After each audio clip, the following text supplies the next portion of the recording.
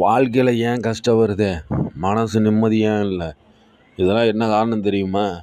நீங்கள் கோயில் குளத்துக்கு போயிட்டு உண்டியலில் காணிக்கை போட்டு நான் நல்லா இருக்கணும் சாமின்னு வேணுனா மட்டும் பத்தாதுங்க. என்ன தெரியுமா? உங்கள் மனசு சுத்தமாக இருக்கணுங்க. மனசுக்குள்ளே தாங்க கடவுள் இருக்கார். போயிட்டு நீங்கள் கோயிலாக போயிட்டு வேணுனாலும் இங்கே ஒன்றும் கிடைக்க போகிறது கிடையாது. எத்தனை நோய் இழுத்து வச்சுருப்பீங்க. எனக்கு இத்தனை நோய் இருக்குது கடவுளே, தீர்த்து வைங்கன்னா தீர்க்க வைக்க போது கிடையாது. ஏன்னா உங்கள் மனசு சுத்தமாக இருக்கணும். நீங்கள் ஏழைகளுக்கு உதவி செஞ்சுருக்கணும். ஏன்னா ஏழைக்கு கொடுக்குறவனுக்கு கடவுளுக்கு கொடுத்த மாதிரிங்க. நீங்கள் ஒரு ஏழைகளுக்கு நீங்கள் கொடுக்கும் பொழுது விளம்பரப்படுத்தாமல் கொடுக்கணும். ஆனால் இப்போ உள்ள மக்கள்லாம் பார்த்தீங்கன்னா சோசியல் மீடியாவில் ஏழைகளுக்கு கொடுக்குறேங்கிற பேரில், உதவிங்கிற பேரில் சோசியல் மீடியாவில் யூடியூப், இன்ஸ்டாகிராம், வாட்ஸ்அப், ஃபேஸ்புக்குன்னு சொல்லிட்டு எல்லாத்துலேயும் பார்த்தீங்கன்னா விளம்பரப்படுத்தி போடுறாங்க. அப்படி போடவே கூடாது. வலது கை கொடுக்கறது இடது கை அறியாமல் இருக்கணுங்க.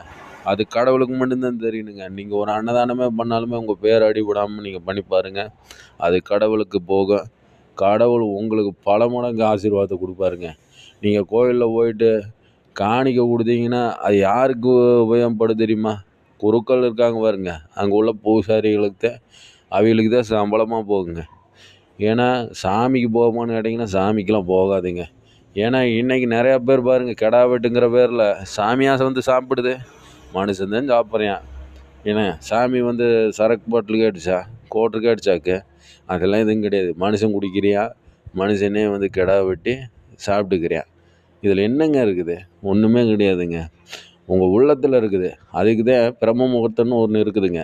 இந்த பிரம்ம முகூர்த்தத்தில் 3 மணிலேருந்து 5 மணி வரைக்கும் பார்த்தீங்கன்னா கடவுள் அவன் கடவுளுடைய தேவர்கள் இந்த பூமிக்கு உலாவுவாங்க. அப்போ கடவுளுடைய அசிஸ்டன்ட் இருப்பாங்க பார்த்தீங்களா, அவங்க கேட்பாங்க, நீங்கள் என்ன நினைக்கிறீங்க என்னென்னு. பிரபஞ்சத்துக்கே நீங்கள் சவால் பண்ணலாங்க. ஏன்னா இந்த மனுஷன் பார்த்திங்கன்னா விசேஷமான படைப்புங்க. ஏன்னா மனுஷனும் கடவுளும் பார்த்திங்கன்னா ஒரே ரூபத்தில் இருப்பாங்க. நீங்கள் வேணால் பாருங்கள், மனுஷன் கடவுள் மாதிரியே இருப்பான். ஏன்னா கடவுளும் மனுஷனும் ஒரே மாதிரியே இருக்கும். என்ன காரணம் அப்படின்னா, கடவுள் மனுஷனை படைக்கும் பொழுது ஒரு விசேஷத்தவனாக படைச்சிருக்காரு. எந்த விலங்கு ஜீவராசிகளுக்கும் கொடுக்காத ஒரு ஸ்லாக்கியத்தை கடவுள் மனுஷனுக்கு கொடுத்துருக்காருங்க. அப்போ கடவுள் நம்மளை எவ்வளோ நேசிக்கிறார். அந்த இறைவனை நீங்கள் வணங்கணும்னா அதுக்கு என்ன பண்ணணும்? மனசளவில் வேண்டணும். 4 ஏழைகளுக்காவது உதவி பண்ணணும், படிக்க வைக்கணும். குழந்தைகளுக்கு நல்ல ஒரு இதாக இருக்கணும். உங்கள் குழந்தைகளை மட்டும் படிக்க வச்சா பத்தாது.